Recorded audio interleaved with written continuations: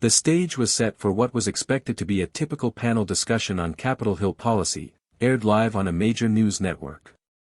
Tensions were already high, as the show had been promoting a surprise face-off between two outspoken political figures, Senator Ted Cruz and Representative Jasmine Crockett.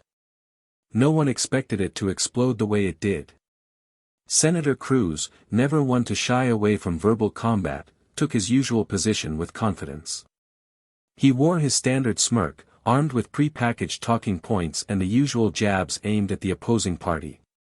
Across from him sat Representative Jasmine Crockett, sharp-witted, unapologetically direct, and with a reputation for delivering verbal knockouts without flinching. The segment began civilly enough. The moderator introduced a topic on voting rights legislation, hoping for an exchange of ideas. But Cruz, leaning into his usual theatrics, took the first swing. "Well, let's be honest," he began, glancing toward Crockett. "What the Democrats are trying to do isn't about voting rights. It's about grabbing power, plain and simple." Crockett gave a slight, unbothered smile. She had come prepared. And she wasn't going to let this slide. As the audience and panelists braced for the usual back and forth, Crockett leaned slightly forward, her expression calm but firm. She didn't raise her voice. She didn't flinch. But her words hit like a hammer. "Senator Cruz," she began, her southern drawl wrapped in steel, "you've been in office long enough to know the difference between protecting democracy and sabotaging it. But maybe your memory's gotten as short as your attention span." There was a pause. The studio went quiet. Cruz chuckled dismissively, clearly rattled but trying not to show it. "Representative Crockett, if you think grandstanding helps your cause, maybe you should run for a reality show instead of Congress." But Crockett didn't miss a beat. "I don't need a reality show. I live in your reality, where you flee to Cancun during a state emergency and then lecture the rest of us about responsibility." Gasps could be heard off camera. Even the moderator blinked. Cruz's smile dropped for a split second. "Let's talk facts," she continued, shifting gears.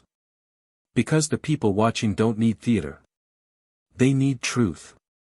Cruz attempted to cut in, but the moderator held up a hand, signaling him to let her finish. And finish she did, with a devastating clarity that had everyone's attention. "Your version of patriotism is performative," Crockett said. "But mine is rooted in service and truth. And the truth is, you're more focused on viral clips than real constituents." Ted Cruz, visibly flustered now, shifted in his seat. His rehearsed calm had been chipped away, and his usual smugness was giving way to thinly veiled irritation. "I serve the people of Texas," he snapped. "And I don't take lectures from someone who just got here and thinks being loud is the same as being right." Crockett raised an eyebrow, but didn't look surprised. "You serve yourself, Senator. Texans froze in their homes while you boarded a flight to a beach. That's not leadership. That's abandonment." The moderator tried to regain control of the conversation, but Cruz jumped back in, his tone sharper, more desperate now. "You know what's really dangerous," he barked. "This kind of rhetoric, demonizing anyone who disagrees with you. That's what's tearing this country apart." But Crockett remained composed, not taking the bait. "No, Senator. What's tearing this country apart is cowardice dressed as conviction. You point fingers, but you never take accountability. And when someone challenges you with facts, you call it rhetoric. That's not leadership, it's deflection." By now, the live chat on the network stream was exploding. Viewers on social media began clipping the exchange in real time. The hashtag Crockett crushes Cruz started trending within minutes. Cruz looked off camera, as if hoping for backup from the producers. His co-panelist, a conservative commentator seated just off to the side, stayed silent, staring ahead, wide-eyed, like he wanted no part of what was unfolding. It was clear, this wasn't going to end well for Cruz. As the air thickened with tension in the studio, viewers nationwide leaned closer to their screens. Ted Cruz, now visibly sweating under the bright studio lights, tried to redirect the conversation toward border security, an area where he typically felt at home.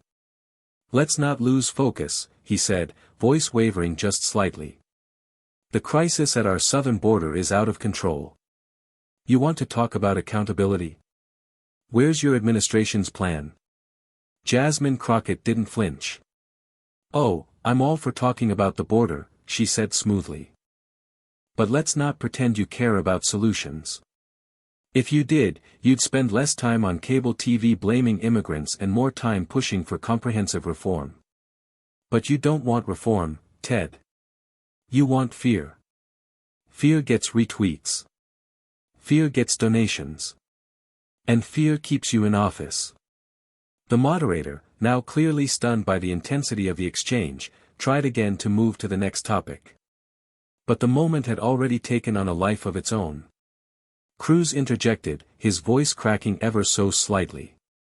"I've spent years fighting for this country, and I won't sit here and be lectured by someone who thinks Twitter likes make policy." Crockett's eyes locked onto his, calm and razor-sharp. "And I won't be lectured by someone who helped incite an insurrection and still had the nerve to call it patriotism." Boom. The studio dropped into stunned silence. Even the camera operator momentarily froze, the image tightening on Cruz's paling face. The conservative commentator off to the side blinked slowly, lips slightly parted, clearly grasping the gravity of what had just been said. Cruz looked like he was about to respond, his mouth opened, then closed again. But Crockett wasn't done. "You stood behind lies that endangered lives. You politicized a tragedy. And now, when the truth catches up to you, you call it unfair. You call it noise. No, Senator. That's the sound of accountability knocking." The co-host turned toward Cruz, expecting a rebuttal.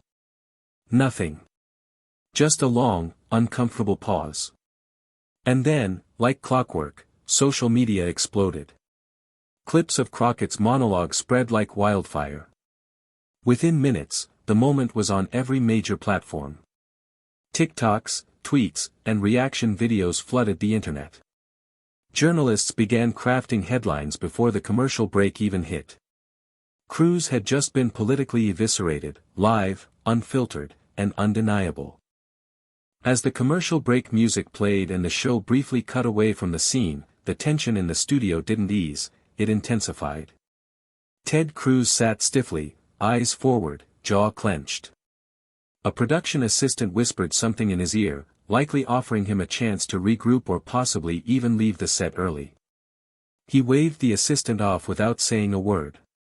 Meanwhile, Jasmine Crockett calmly sipped water. She didn't gloat.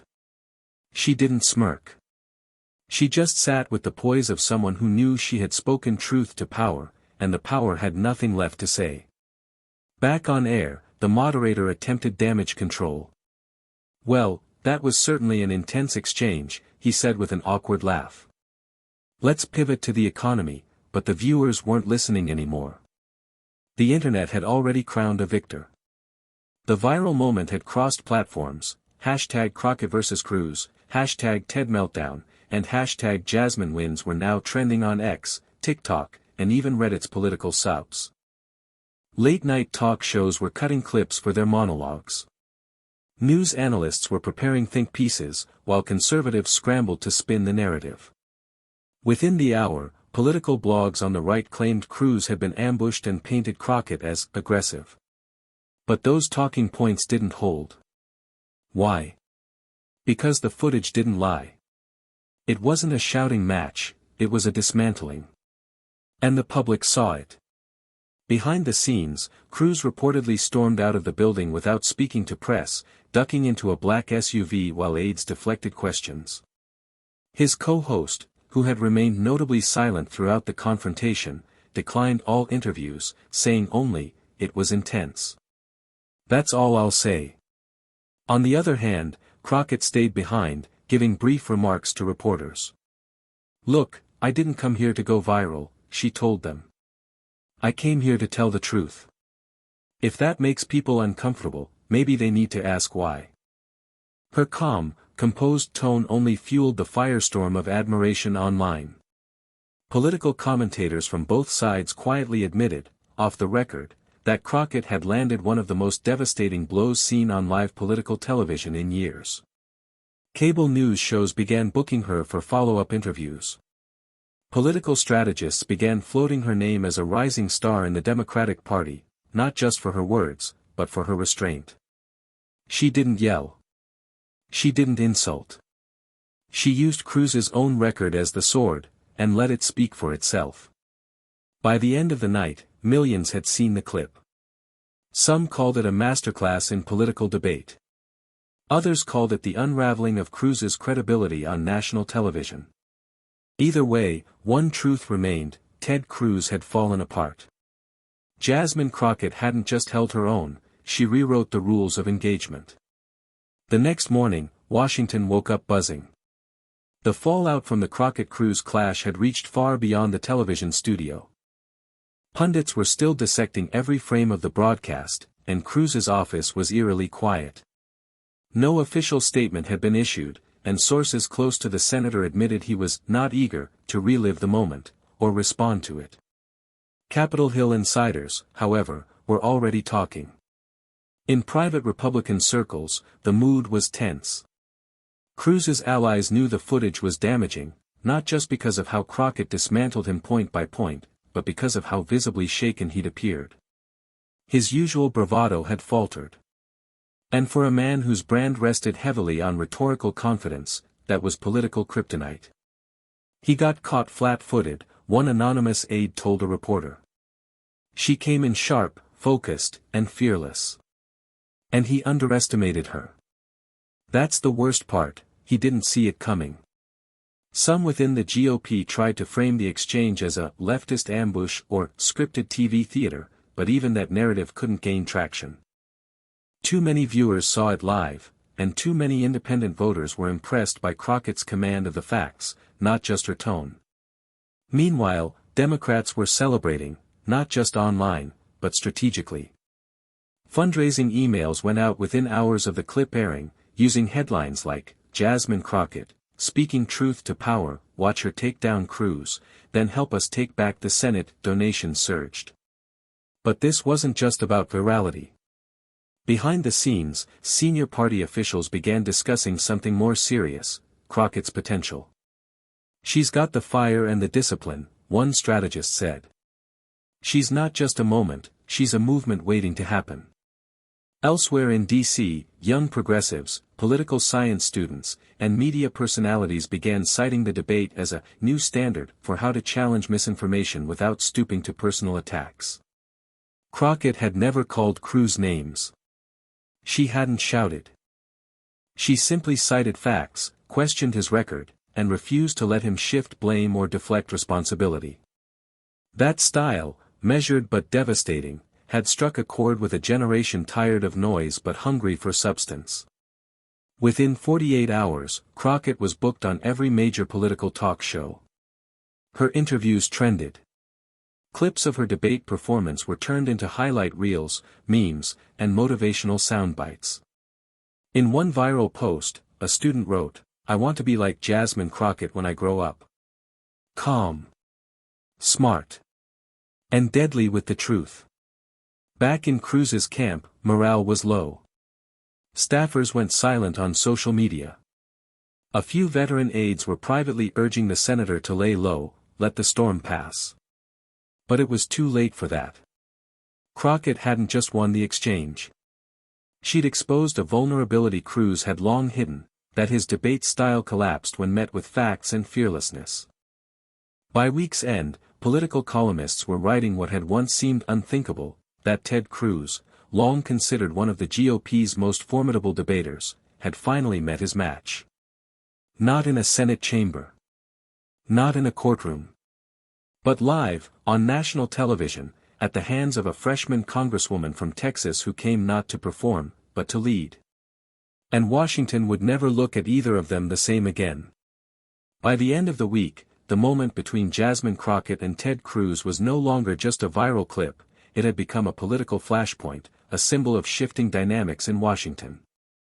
Analysts were now describing it as a defining moment in the new era of accountability politics.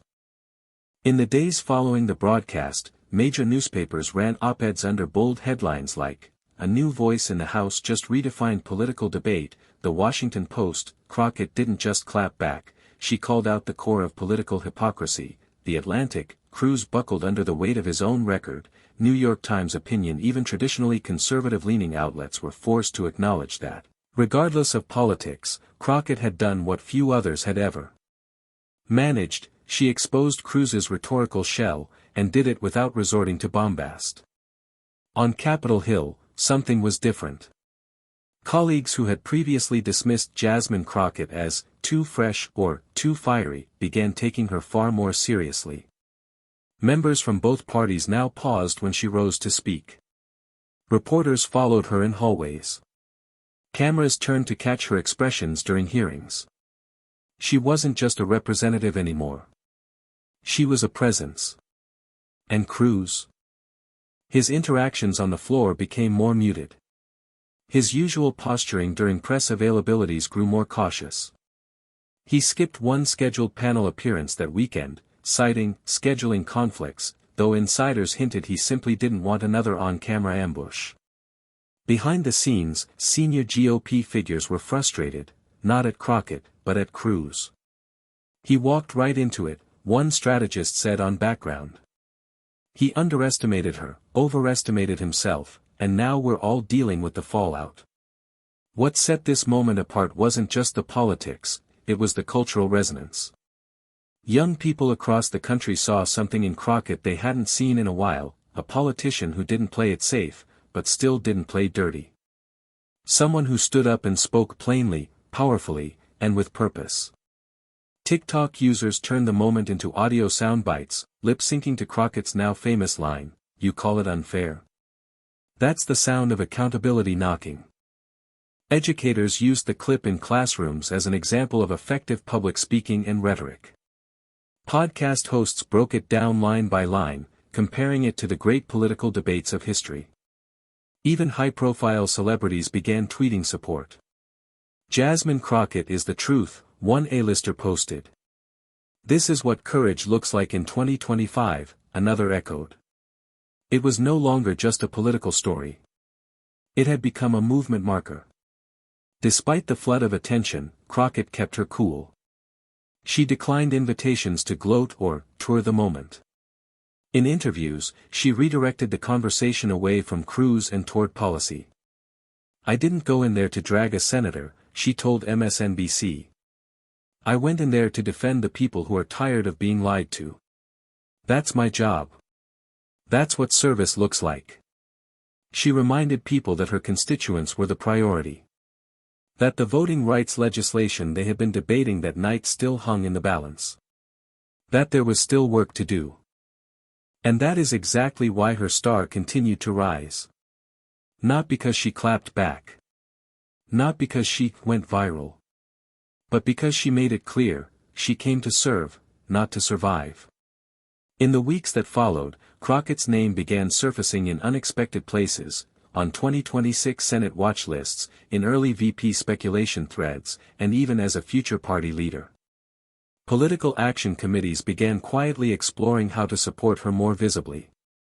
Youth voter organizations reached out to collaborate. The power structure had felt a tremor. And it came not from the top, but from a young black woman with a mic, a mind, and zero fear of speaking truth to the old guard. Ted Cruz's moment of silence may have lasted only seconds. But Jasmine Crockett's voice? It echoed across a nation. As the Crockett-Cruz showdown continued to reverberate, its impact began expanding beyond cable news cycles and social media feeds. It had sparked something larger, something cultural, generational, and deeply political. In progressive circles, Crockett became more than a moment, she became a symbol. Not of partisanship, but of clarity. In a time when political discourse often spiraled into noise, her dismantling of Cruz wasn't just about ideological opposition. It was about substance-defeating spectacle. Across the country, universities took note. Political science professors played the clip in classrooms, breaking it down not as a moment of humiliation, but as a study in modern debate strategy. "This isn't about who yelled louder," one Georgetown professor told his students. "It's about who understood the facts, read the room, and refused to be baited." Crockett didn't just win the argument, she revealed its hollow foundation. Some professors drew parallels between her approach and those of historic figures, Shirley Chisholm, Barbara Jordan, even a young Barack Obama, people who used calm conviction to shift the national conversation. Her dismantling of Cruz was now being referred to as the Crockett method. On some law school forums. Listen. Hit with facts. Pause. Let silence do the rest. On the other side, Ted Cruz was undergoing an image crisis. His team, once known for expertly handling backlash, struggled to frame the event without making it worse. At first, they tried to brush it off as a heated debate. Then came the predictable claims of bias, unfair treatment, ambush tactics. But the public wasn't buying it. Too many people had seen it unfold in real time. It hadn't been a hit job, it had been a reckoning. In private, Republican donors began asking questions. Why wasn't Cruz better prepared? Why hadn't he responded with facts? Why had he resorted to bluster instead of debate? For a man long considered a conservative intellectual, Cruz's failure to hold his ground against a freshman representative was more than embarrassing, it was strategically devastating. He canceled a major podcast appearance the following week. Rumors began swirling that his staff was pushing for a media detox to help him regain control of his narrative. But the damage had already been done. The generational divide, perhaps most telling, was the generational divide that emerged in the aftermath. Older voters, even some moderates, praised Crockett for her tone and clarity. But among younger voters, especially Gen Z, she was now the blueprint. Memes, fan edits, and commentary flooded platforms like Instagram, TikTok, and YouTube. Activist groups began circulating clips of her response to Cruz with captions like, "This is how you challenge power. More of this in Congress, please. No notes. Just truth." High school debate teams cited her delivery. Youth voter organizations used her clip to boost registration campaigns. It was no longer just about politics, it had become about inspiration, strategy, and the hunger for something real. When asked weeks later if she planned to run for higher office, Crockett smiled thoughtfully. "I didn't get into politics to climb," she said. "I got in to fight, for people who don't have a voice in rooms like the one we were in that night." But the calls for her to do more, run bigger, speak louder, lead broader, were growing. The people had seen her not just expose a senator, but model the kind of leadership many felt was missing, fierce but grounded, bold but principled. That night, Jasmine Crockett didn't just end a debate, she began a movement. Weeks turned into months, and yet the moment between Jasmine Crockett and Ted Cruz never quite faded. It became more than a debate clip. It lived on as a digital milestone, the night the political tide began to turn. What started as a scheduled television panel had evolved into a defining moment in modern American politics. One that left a sitting senator diminished, a rising representative elevated, and millions of citizens reawakened to the power of fearless truth. In the months that followed, Crockett's presence only grew. She was invited to keynote major political events, became a fixture on Sunday morning political shows, and was even asked to mentor younger members of Congress. But she didn't let the fame distract from her focus. She continued pushing legislation, showing up in committees with the same clarity and courage that had made her a household name. Constituents saw she wasn't just a viral figure, she was a workhorse. Her staff reported an overwhelming surge in calls, donations, and volunteer offers from across the country, not just from Democrats, but from independents and disillusioned centrists who had found her sincerity refreshing. Her speeches, though still fierce, took on a new tone, responsibility. She knew that viral moments could fade, but leadership had to last. The moment on TV wasn't the victory, she told supporters at a town hall.